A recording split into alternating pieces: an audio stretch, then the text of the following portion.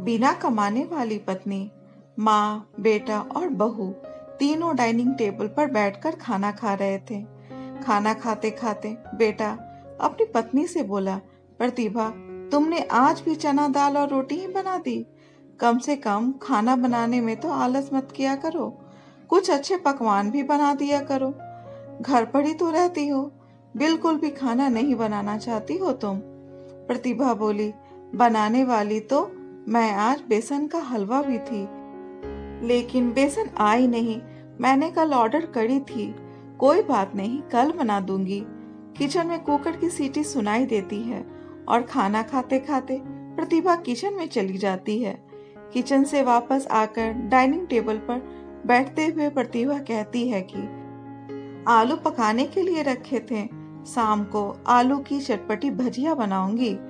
उसकी सासू माँ यह सुनकर खुश होती है। तन्मय बीच में बोल पड़ता है, ये अच्छा है, दोनों बहुत मजे करते रहो और अपने पसंद की चीजें बनाकर खाते रहो। तभी डोरबेल बजती है। प्रतिभा फिर से खाने की टेबल से उठकर दरवाजा खोलने चली जाती है। दरवाजे पर डिलीवरी बॉय बेसन लेकर आया होता है। पार्सल लेकर प्रतिभा फिर से डाइनिंग टेबल पर खाना खाने बैठती है। तब माँ बेटे से कहती है कि तू दरवाजा खोल देता, बेचारी को खाना खाते समय भी सुकून नहीं है। बेटा कहता है, सॉरी माँ, मैं नहीं उठ सकता, मुझे ऑफिस जाने के लिए देर हो रही है। तन्मय खाना खाकर ऑफिस की तैयारी करने के लिए अपने रूम में चला जाता है। कुछ ही मिनटों बाद वो प्रतिभा को आवाज लगाता है, प्रतिभा, मेरी घड़ी कहाँ है? मिल नहीं रही। प्रतिभा खाना खाते खाते ही उसे बताती है, अलमारी के ड्रॉयर में देखो। तन्मय कहता है, नहीं मिल रही है। प्रतिभा फिर एक बार खाने के टेबल से उठकर उसके तरफ जाने ही वाली होती है कि सासू माँ उसे रोक लेती है और पहले खाना खाने के लिए कहती है। सासू माँ कहती है, बच्चा नहीं है, ढूंढ लेगा वो। थोड़ी देर बाद रूम से तन्मय की आवाज आती है, मिल गई। डाइनिंग टेबल पर दोनों सास बहू एक दूसरे की तरफ देखकर मुस्कुराते हैं। अगले दिन सुबह सुबह तन्मय अपने बेडरूम में कोई फाइल ढूंढ रहा होता है और उस फाइल को ढूंढने के चक्कर में उसने पूरा कमरा तहस नहस कर दिया होता है। तन्मय बड़बड़ा रहा होता है, इस घर में कभी कोई चीज अपने ठिकाने पर मिलती ही नहीं है। इन औरतों को कोई भी काम नहीं है, इसलिए हर चीज इधर की उधर करते रहते हैं। प्रतिभा अपने कमरे में आकर कमरे का बुरा हाल देखती है तो तन्मय से पूछती है कि क्या कर रहे हो? तन्मय कहता है, वो फाइल कहाँ है जो मैंने तुम्हें कल दी थी?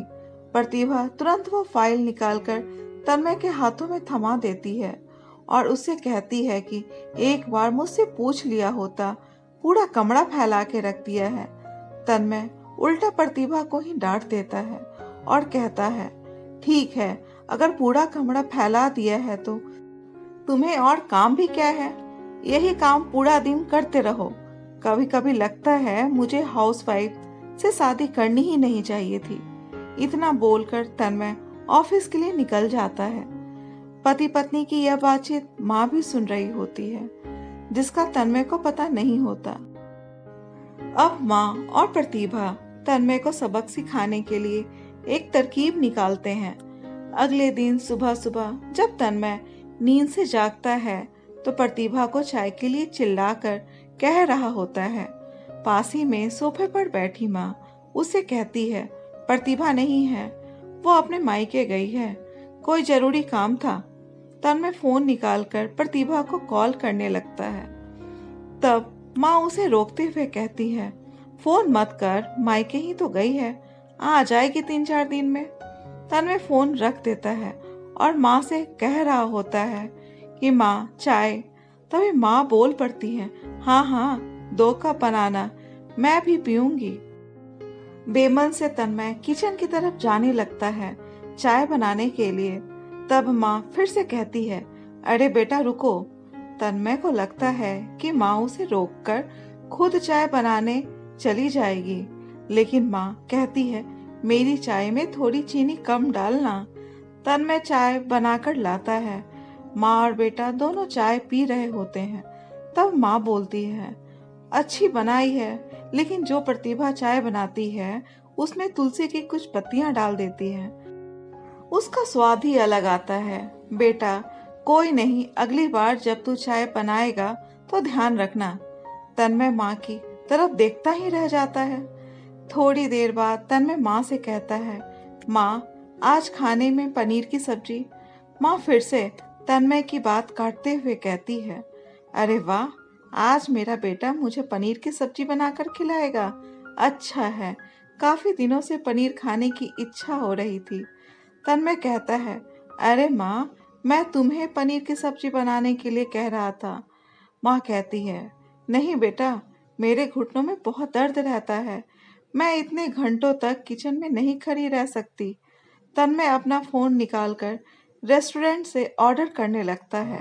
तब माँ उसे रोकते हुए कहती है, इस उम्र में मेरा पाचन अच्छा नहीं रहता बेटा, मुझे गैस हो जाती है, और तुम मुझे बाहर का खाना खिलाना चाहते हो। तुम तो अपनी माँ से प्यार ही नहीं करता। तन्मय ना चाहते हुए भी घर का खाना बनाने के लिए किचन में चला जाता है। ढेर घंटे बाद खाना बनके तैयार हो जाता है। तन्मय 2 थाली में खाना परोसकर माँ के पास आता है। माँ देखती है कि तन्मय ने मूंग दाल और रोटी बनाई है। माँ तन्मय से कहती है, अरे बेटा, तू तो पनीर की सब्जी बनाने वाला था ना। तन्मय कहता है, माँ, यह आसान था बनाने के लिए। माँ कहती है, प्रतिभा होती तो मुझे आज पनीर की सब्जी बनाकर ही खिलाती। चलो कोई बात नहीं, मैं कहाँ हर दिन पनीर खाती हूँ, आज मूंग दाल और रोटी ही खा लूंगी।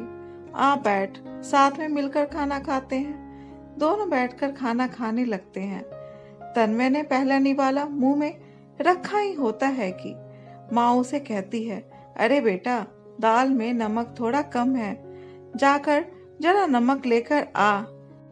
तन्मय खाते खाते उठता है और किचन से जाकर नमक लेकर माँ को देता है। फिर अपना खाना खाने बैठता है। बीच में ही माँ खांसने लगती है और तन्मय से कहती है, अरे बेटा, खाना गले में अटक गया है, थोड़ा पानी लेकर आ। तन्मय फिर से खाना खाते खाते उठता है और पानी लाकर माँ को देता है। इन सब से तन्मय के चेहरे पर परेशानी साफ देखी जा सकती है। तन्मय को अब महसूस हो रहा होता है, जैसा बर्ताव वह प्रतिभा के साथ करता है उसे कितना बुरा लगता होगा। हालांकि प्रतिभा के चेहरे पर कभी उसने सिकन नहीं देखी थी। माँ यही नहीं रुकती। खाना खाने के बाद माँ तन्मय को थालियां धोने के लिए कहती है। फिर माँ अपने बेड पर आराम करने लगती है। तब तन्मय को चादर ओढ़ा देने के लिए कहती है।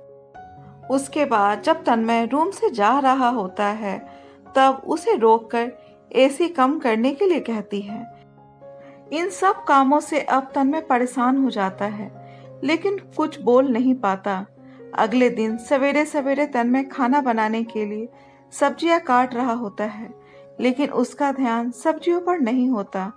वो प्रतिभा के बारे में सोच रहा होता है और पछतावा कर रहा होता है कि वो कितना गलत था कि हाउसवाइफ का काम आसान होता है। उसे एक ही दिन में अपनी पत्नी की अहमियत समझ में आने लगी थी। कितना कुछ मैं बोल देता था प्रतिभा को, लेकिन वो कभी जवाब तक नहीं देती थी। तभी बेख्याली में उसकी उंगली कट जाती है, उससे खून बहने लगता है और वो बेसिन में अपनी उंगली धोने के लिए चला जाता है।